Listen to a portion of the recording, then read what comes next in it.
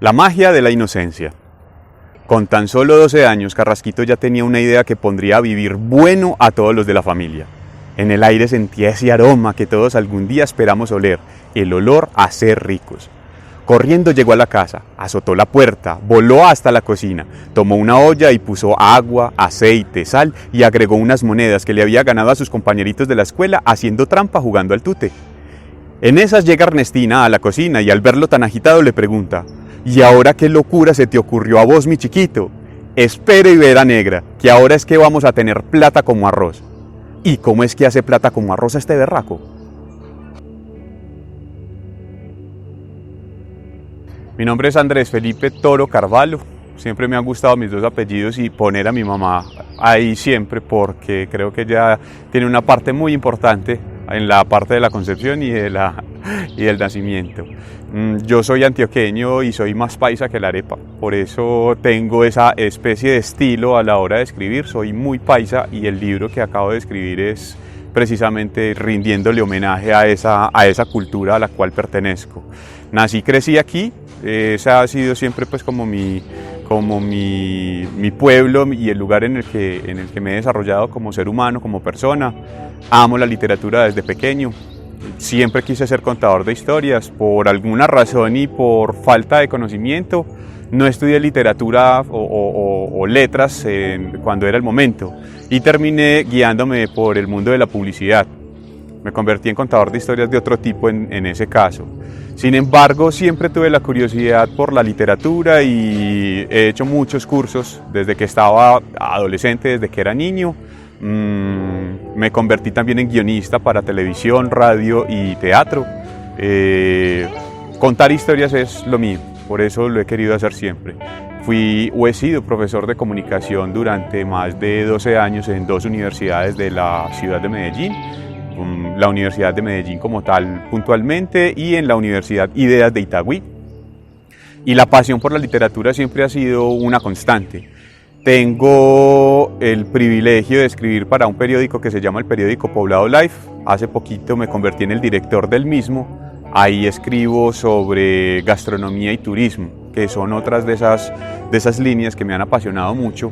Y bueno, tengo un blog dedicado precisamente a eso desde hace ya 10 años, en el que todos los días me doy la oportunidad de escribir precisamente sí, sobre esas pasiones que tengo, unir todas esas pasiones: gastronomía, el turismo, comer, viajar, vivir y escribir. Me leí mi primer libro en el vientre de mi madre. Mi papá y mi mamá, cuando se casaron, vivían en un apartamentito muy pequeñito, realmente en un garaje. Y no había sino un radio y muchos libros. Siempre ha habido libros en casa. Papá le leía a mi mamá o le leía La Barriguita y yo creo que por eso tengo esa afición desde que nací o desde antes de nacer. Siempre mi papá estuvo vinculado al círculo de lectores y le llegaba un catálogo casi que mensual y a mí me fascinaba ver ese catálogo y revisar qué había nuevo y me parecía fascinante ver que yo veía esa fotografía de un libro en ese catálogo y al mes le llegaba a papá y los ponía en la biblioteca y él los leía con avidez. A los 8 años me permitió escoger mi libro, o sea, él siempre me compraba uno. Por eso tengo la línea completa de Canticuentos, de La Torre de Papel, ese montón de literatura infantil. Y a los 8 años me permiten escoger mi primer libro y escojo E.T. el extraterrestre, basado en la película E.T. el extraterrestre de Steven Spielberg. Y es el primer libro que me leo. Y yo creo que yo desde ahí ya sentí un vínculo y ya sabía qué era lo que quería hacer. Quería escribir, contar historias, ver personajes, esos personajes de mi mente convertidos en algo más, en una realidad. Por eso empecé a estudiar y a hacer cursos de literatura en centros literarios, en grupos para literatura adolescente, infantil. Y bueno, yo sigo sintiendo pues como esa necesidad de contar historias. Por eso como publicista me convertí en un copywriter, en un especialista en escribir textos publicitarios y ese fue mi trabajo en las agencias de publicidad donde trabajé. También empecé a trabajar en radio y en televisión haciendo los guiones para otras personas y luego para mis propios programas. Como te dije anteriormente, he hecho muchos cursos de literatura y que tienen que ver con guionismo y ese tipo de cosas, y siempre estaba como esa necesidad sí, imperante de escribir algo y de ser publicado, de tener un libro publicado mío. El libro que vamos a sacar, que está saliendo en este momento, El Diablo en Pelota, es un libro que escribí hace más o menos unos 8 años y medio, para un concurso de literatura de la ciudad que organiza la Cámara de Comercio. Y cuando lo envié no pasó nada con él porque estaba muy mal escrito. Lo reconozco, ya después de que lo he leído 200 veces y de que lo he corregido tantas veces, reconozco que estaba muy mal escrito. Y ahora, pues imagínate, ya lo estoy viendo y estoy a punto de verlo ya en papel y convertido en ese sueño materializado. Y bueno, yo creo que ese es el más grande sueño de ese niño que alguna vez leyó un libro en el vientre de su madre. Jorge Enrique Carrasquilla es un personaje de la vida real. Él es un señor, hoy debe tener más o menos unos 84, 85 años, hace tiempo que no tengo contacto con él, porque él es mi ex suegro, es el padre de mi ex esposa. Cuando yo me casé con ella hace 14, 15 años más o menos, siempre admiré a su padre porque primero tiene el apellido Carrasquilla, y Tomás Carrasquilla ha sido uno de mis dilectos a la hora de escribir y a la hora de elegir como un camino literario. Eso del costumbrismo, eso de rendirle homenaje a la cultura y sentirse orgulloso de lo que somos, se lo admiro mucho al maestro Tomás Carrasquilla. Entonces, cuando yo me entero que, por supuesto, mi esposa y su padre son de la familia Carrasquilla y son descendencia directa del maestro Tomás, siento una fascinación por él. Y me encuentro con que don Jorge Carrasquilla, el personaje, me inspira a escribir el libro, porque nos empezamos a reunir cada cierto tiempo a contar historias y a tomarse unos traguitos. A él le gustaba bastante el aguardientico y contaba unas historias deliciosas, maravillosas, que me hacían reír y me las repetía incluso, y muchas veces yo le pedía que me las repitiera porque en serio no había forma de cansarse de escuchar esos relatos. Eso me inspira a mí para crear un universo literario alrededor de un personaje tan fascinante, del cual yo quiero, además de que le voy a rendir un homenaje a esa descendencia o a esa ascendencia Carrasquilla, me parece que en este personaje se le está rindiendo también homenaje a la cultura paisa, a un personaje que ha sido que es dicharachero, que es jugador, que es buena gente, que es emprendedor, que es trabajador, mejor dicho, lo que representa eso que yo amo de nuestra cultura, la cultura paisa.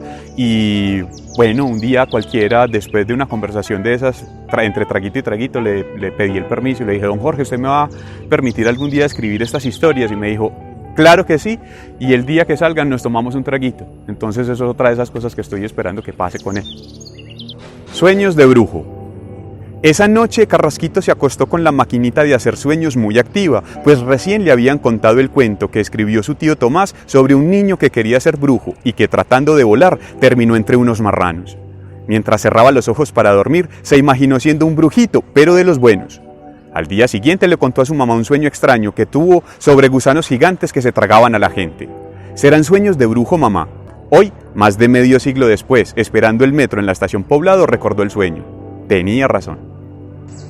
El proceso para escribir el libro fue, por supuesto, enamorarme de las historias contadas. Como lo dije antes, yo le pedía incluso a don Carrasco, porque así era como yo le decía a don Carrasco que me contara: venga, cuénteme otra vez la historia de... Entonces él repetía las historias, y para ser sincero, esas historias se me quedaron clavadas en la memoria, las tengo ahí. Obviamente ustedes saben que la memoria a veces le juega a uno malas pasadas, o malas pasadas no, sino que la memoria es selectiva y selecciona cosas específicas.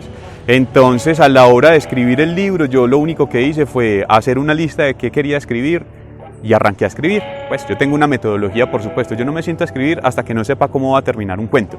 Yo hago una escaleta, sé cómo quiero que termine, y cuando ya sé cómo va a terminar, hablo de los personajes, creo triángulos de enfrentamientos, de conflictos que podría pasar, y ahí me siento a escribir. Los escribí, como te dije anteriormente también, porque quería participar en un concurso, por lo tanto tenía una presión por un tiempo. tenía buen espacio de tiempo para escribirlos, pero me sentía presionado y eso hizo que me pusiera la tarea de hacerlo en más o menos 2-3 meses. En 2-3 meses escribí todos los cuentos. Y bueno, ya después de haberlos escrito, de haberlos mandado, de haberme dado cuenta de que no funcionó porque no pasó nada en ese concurso, los puse en baño María, o así, al menos así lo llamo, y el libro estuvo guardado por lo menos unos 5 años, 4 o 5 años, sin volverlo a mirar. Muy charro, pero yo me divorcio de mi ex esposa, termino la relación y la forma en la que yo salgo de ese impasse es volviendo a retomar el libro y concentrando mis energías en sacar el libro adelante.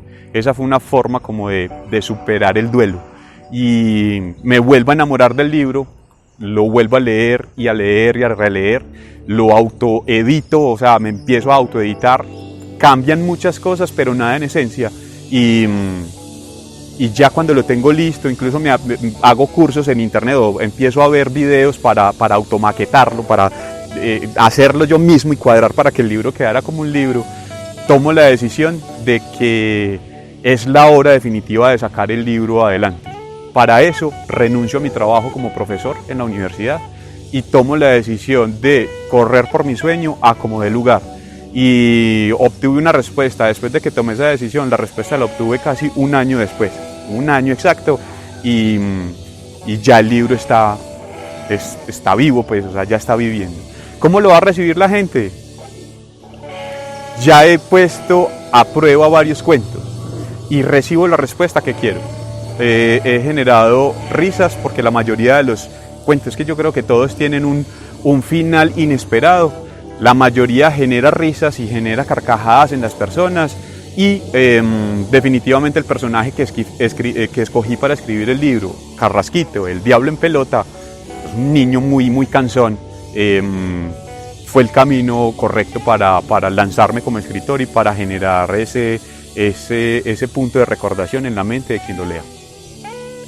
Vea, mi hijo, ¿por qué no va a ver si la marrana ya puso?, le dijo Griselda a Carrasquito para ver si se lo quitaba de encima.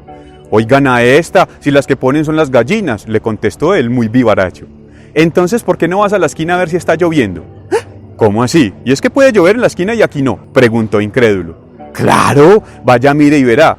El niño no podía creer, miraba indeciso a Griselda esperando algún tipo de reacción que le indicara que no estaba hablando en serio, pero ésta siguió concentrada en su labor para despistarlo. Vaya pues, hombre, antes de que escampe, animó más Griselda. Carrasquito por fin se decidió, caminando despacio y sin quitarle la mirada a la mujer salió de la cocina. Entonces corrió hasta el balcón a cerciorarse desde allí. ¿Para qué iba a ir hasta la esquina sabiendo que podía ver desde el balcón de la fachada de la casa? Además, si estaba lloviendo no se iba a mojar. Entonces comprobó que era una broma, por lo que se devolvió para la cocina con el ceño fruncido y estirando trompa. Pero antes de entrar se percató de que las dos mujeres se estaban riendo y escuchó cuando Griselda le dijo a Ernestina: «Los niños son muy cacharros, Ernest, ¿no?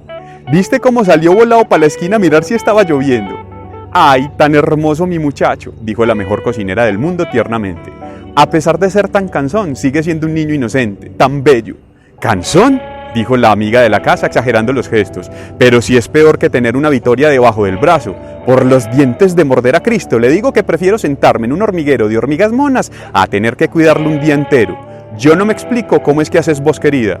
«No, tampoco, a mi Carrasquito hay que saberlo llevar». «Pues lo sabrá llevar usted, mijita, porque yo sí no tengo paciencia. Ojalá se demore un rato, porque si no, no deja trabajar y mínimo se nos caga en todo». Carrasquito entrecerró los ojos. El comentario no le gustó y dijo para sí mismo: «Ah, lo que quería esta vieja pedorra era que me fuera. Espere y verá».